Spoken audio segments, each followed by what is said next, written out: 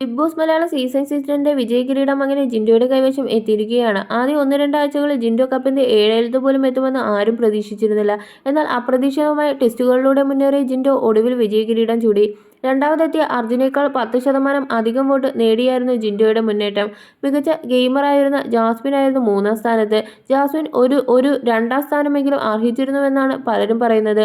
Big boss Malayalam season 6ൽ ഏറ്റവുമധികം content കൊടുത്ത താരമാണെങ്കിലും പ്രേക്ഷകരിൽ വലിയൊരു വിഭാഗം എതിരാളികൾ ഉണ്ടായത് അല്ലെങ്കിൽ അവരുടെ പിന്തുണ നേടിയെടുക്കാൻ സാധിക്കാതിരുന്നതാണ് ജാസ്മിന്റെ വെല്ലുവിളിയായത്.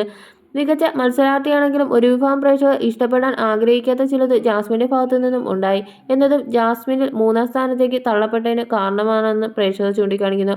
ഒരു ബിഗ് ബോസ് കണ്ടസ്റ്റന്റിന് വേണ്ട ഒരു ഗുണമെങ്കിലും ജിൻഡോയ്ക്കുണ്ടോ എന്ന് ചോദിച്ചാൽ ഇല്ല എന്ന് തന്നെ നിസ്സംശയം പറയാമെന്ന് സോഷ്യൽ മീഡിയയിലെ ബിഗ് ബോസ് ഗ്രൂപ്പുകളിൽ പങ്കുവച്ച കുറിപ്പിൽ പറയുന്നു.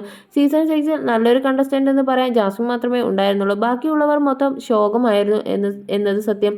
പക്ഷേ അവിടെ ഉണ്ടായ പ്രേക്ഷകർ ഇഷ്ടപ്പെടാൻ ആഗ്രഹിക്കാത്ത ചിലത് ജാസ്മിന്റെ ഭാഗത്തു നിന്നും ഉണ്ടായി എന്നത് ജാസ്മിൻ 3-ാം സ്ഥാനത്തേക്ക് തള്ളപ്പെട്ടതിന് കാരണമാണ്.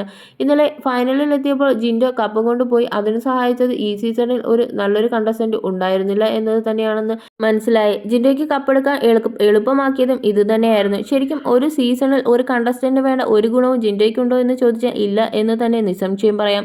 കുറച്ച് ബോഡി ഷോ, പിന്നെ വിനയം കുറച്ച് കൂടിപ്പോയെന്നു. അല്ലാതെ പുള്ളി അവിടെ വേറെ എന്തോ ഒന്ന് ചെയ്തെന്ന് ചോദിച്ചാൽ പുള്ളിയെ സപ്പോർട്ട് ചെയ്യുന്നവർ പോലും അത് ആലോചിച്ച് നോക്കിയിട്ടേ പറയൂ.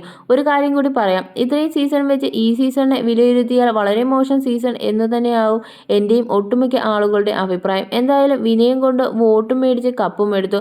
അതുകൊണ്ട് ഒരു തന്ത്രം തന്നെ, അതൊരു കഴിവും തന്നെ.